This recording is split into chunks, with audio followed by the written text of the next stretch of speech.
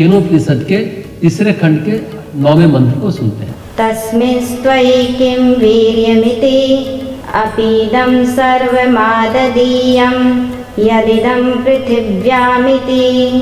उक्त नामों वाले तुझ वायु में क्या सामर्थ्य यह बता। तो वायु ने उत्तर दिया कि यदि मैं चाहूं तो पृथ्वी में यह जो कुछ भी है उन सबको उठा लूं, आकाश में उड़ा दूं। वायुदेव ने भी अग्निदेव की भाषा बोली। गीता पर इसकी व्याख्या कहती है कि वायु की भी वैसी ही गर्भोक्ति सुनकर ब्रह्म ने इनसे भी वैसे ही अनजान की भांति कहा, अच्छा आप वायु देवता हैं, आप मातृसभा अंतरिक्ष में बिना ही आधार के विचरण करने वाले भी आप ही हैं, बड़ी अच्छी बात है। और यह तो बताइए कि आप पे क्या शक्ति है, आप क्या कर सकते हैं। इस पर वायु ने भी अग्नि की भांति पुनः सगर्भ उत्तर दिया, मैं चाहूं तो इस सारे भूमंडल में जो कुछ भी देखने में आ रहा है सबको बिना आधार के उठा लूं, उड़ा दूं। इस मंत्र को सुनने के बाद समझने की बात यह है कि ऋषि ने क्या कहा और देवताओं ने क्या कहा। ऋषि की दृष्टि क्या है और देवताओं की दृष्टि क्या है। ऋषि और देवों के फर्क को समझने की कोशिश करें।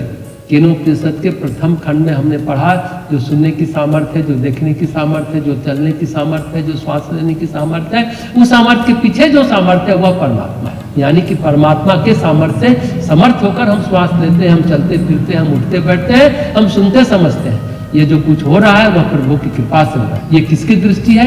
ये ऋषि की दृष्टि। केनोपनिषद के द्वितीय खंड में देवताओं की दृष्टि को हम जान रहे हैं। निश्चित रूप से मनुष्य से ज्यादा शक्तिशाली देव है, देखने सुनने समझने की ज्यादा सामर्थ्य है, उनके अंदर अपनी विभूतियां हैं, लेकिन वे अपनी विभूतियों को ही अपना परिचय मान लिए हैं।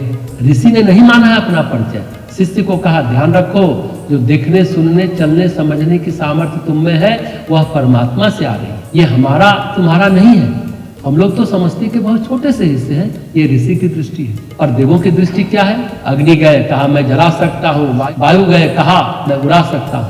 उन्होंने यह नहीं कहा कि मेरे अंदर जो जलाने की सामर्थ्य है या उड़ाने की सामर्थ्य है वह सब परमेश्वर की सामर्थ्य है, हम परमेश्वर के सामर्थ्य से समर्थ हैं, ये देवों ने नहीं कहा। यही अंतर है देवों की दृष्टि में और ऋषियों की दृष्टि में। इसलिए ऋषि को कहा जाता है क्रांतदर्शी। आक्रांत नहीं, इसका मतलब तो होता है आच्छादित कर दे, आविष्ट कर दे। जैसे चित्त में कोई संस्कार उभरता है तो वह परिस्थिति और मनस्थिति को आक्रांत कर देता है। क्रांत का मतलब होता है हम आच्छादित हुए बिना देख सकते हैं, घटना को नहीं देखते, घटनाक्रम के पीछे के मूल कारणों को देखते हैं। परिस्थिति के परिदृश्य के पीछे जो परिस्थिति और परिदृश्य का संचालन कर रहा है उसको देखता है। यह है घटना के पार को देखने की दृष्टि, विधाता के कार्य योजना को देखने की दृष्टि। जो ऋषि होता है वह विधाता यानी परमेश्वर की शक्ति और उसकी कार्य योजना की समुचित और सम्यक जानकारी रखता है।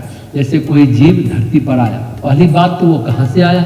जैसे वायुदेव से यक्ष ने पूछा कि आप कौन है और आपकी क्या सामर्थ्य है। जीव धरती पर आया तो नरक लोक से आया, पशु से पदोन्नति होकर आया, पितरों से होकर आया, उपदेवता से होकर आया, अपदेवता से होकर आया, देवों से आया, कहाँ से आया।